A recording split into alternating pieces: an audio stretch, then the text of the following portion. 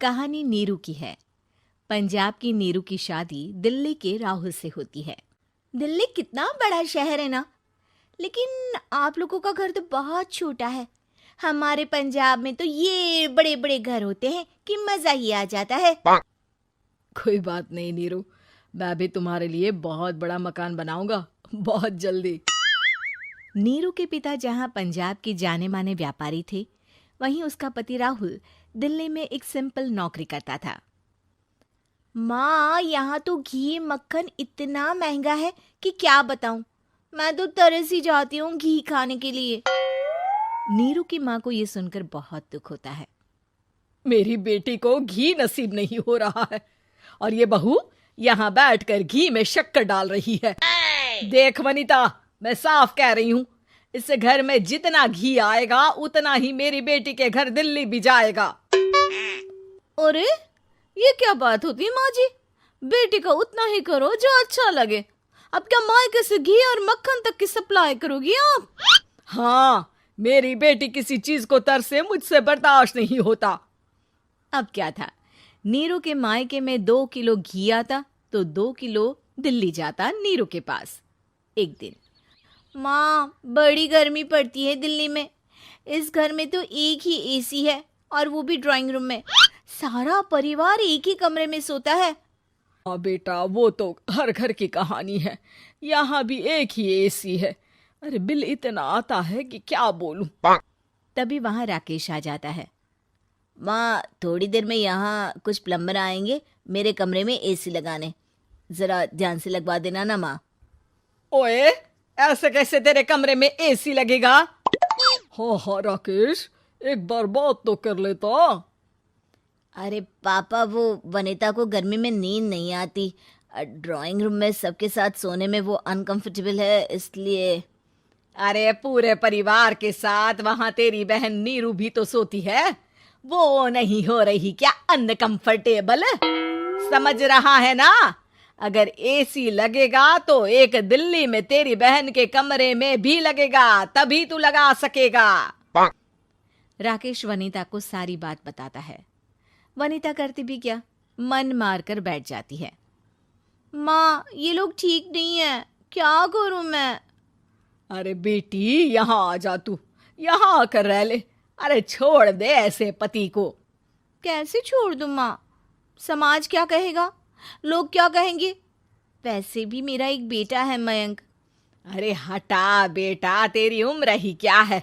इतनी परेशान रहेगी तो काम कैसे चलेगा? खैर, बात आई गई हो जाती है। माँ को लगता है कि नीरू ठीक है, तो वहीं नीरू के मन में एक ही लाइन चल रही होती है, यहाँ आजा। माँ ने तो बोल ही दिया है कि यहाँ आजा। बस मयंक थोड़ा सा बड़ा हो जाए, इन गरीबों को छोड़कर मैं वापस माँ के पास ही चली जाऊंगी। वो इसी सोच में बाजार में चल रही थी कि मैम, आपका दुपट्टा जमीन को छू रहा है। नीरू जैसे ही उस लड़के की तरफ देखती है, देखती ही रह जाती है। हाय रे, कितना सुंदर लड़का है ये। अब क्या हुआ? मैंने कहा आपका दुपट्टा। तो खुद ही उठाकर दे दो ना। लड़का समझ जाता है कि नीरू उस पर फिदा हो चुकी है। वो उससे उसका नंबर लेकर चला जाता है। अब क्या था, नीरू और रोहित में लगातार बातें होने लगती है। मैं हरियाणा का रहने वाला हूँ, यहाँ एक बड़ी कंपनी का मैनेजर हूँ। अच्छा, और कितने बच्चे हैं तुम्हारे? बच्चे? अरे मेरी तो शादी भी नहीं हुई है। तुम बताओ, शादी करोगी? नीरू शर्मा जाती है। अब लेकिन मैं तो पहले से ही शादीशुदा हूँ। मुझे फर्क नहीं पड़ता, बस तुम शादी कर लो, भाग चलते हैं। बहुत पैसे वाला हूं मैं, हमेशा खुश रखूंगा तुम्हें। नीरू रोहित से मिलकर सारा प्लान बना लेती है और फिर एक दिन घर से भाग जाती है। दोनों शादी कर लेते हैं। शादी के बाद, क्या बात है नीरू, तुम्हें परेशान सा देखता हूँ, सब ठीक तो है ना? हाँ हाँ, सब ठीक है।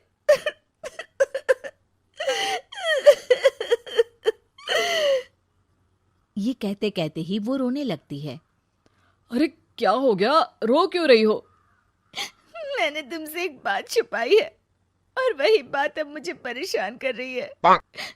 रोहित, मेरा एक बेटा भी है, उसका नाम मयंक है। क्या बात कर रही हो? ये तुमने मुझे पहले क्यों नहीं बताया? देखो नीरू, मेरी माँ को मैंने ये नहीं बताया है कि तुम शादीशुदा हो। बच्चा मैं मैनेज नहीं कर पाऊंगा। नीरू को समझ में नहीं आता कि वो क्या करे। तुम उस बच्चे को अपनी माँ को क्यों नहीं दे देती? नीरू चुपके से माँ को फोन करती है। माँ, क्या मयंक को तुम रख सकती हो? बेटा, मैं राकेश के साथ बात करती हूँ। आखिर घर का बेटा वही है, जो वो बोलेगा। वैसे भी बेटा, तूने जो किया है ना, उसके बाद से पूरा घर तेरी बुराई कर रहा है। मैं भी अब किसी से तेरे लिए लड़ नहीं सकती। राकेश बेटा, नीरू ने तो जो किया बहुत ही बुरा किया, लेकिन मैं सोच रही थी कि क्यों ना मयंक को हम यहाँ ले आए।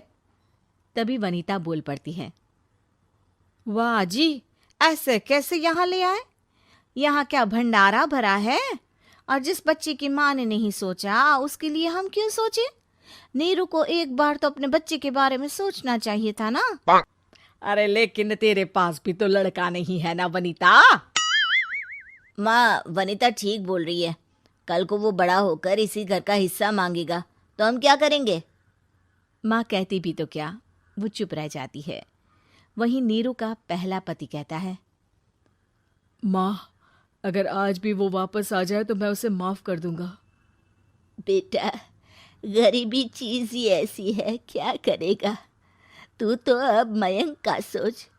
वो बेचारा तो बिना माँ का हो गया। मयंक के खातिर तू दूसरी शादी कर ले बेटा। लोगों के लाख समझाने के बाद नीरू के पहले पति की शादी रिद्धि से हो जाती है, जिसके पहले पति से 2 बच्चे होते हैं। देखो जी, मैंने शादी सिर्फ बच्चे के खातिर की है। मैंने भी शादी सिर्फ बच्चों के खातिर की है। वहीं नीरू के दूसरे पति के मन में ये बात घर कर जाती है कि नीरू एक मासूम बच्चे को उसके खातिर छोड़ कर आई है। अब देखो नीरू, मुझे लगता है कि जो औरत अपनी कोख का बच्चा छोड़ सकती है, वो तो कुछ भी कर सकती है। कल को तुम्हें मुझसे अच्छा कोई मिल गया तो तुम तो मुझे भी बाय बाय कर दोगी ना। नीरू को अब उसका दूसरा पति ताने देना शुरू कर देता है। तंग आकर नीरू उसके यहाँ से भागकर अपने पहले पति के पास चली जाती है। लेकिन ससुराल में क्या लेने आई है नीरू, मयंक को? नहीं नहीं सासू माँ, मुझसे गलती हो गई, मुझे माफ कर दीजिए। नीरू, अब वक्त खत्म हो गया है, मेरी शादी हो चुकी है। तो छोड़ दो ना उसे, हमारा बच्चा है।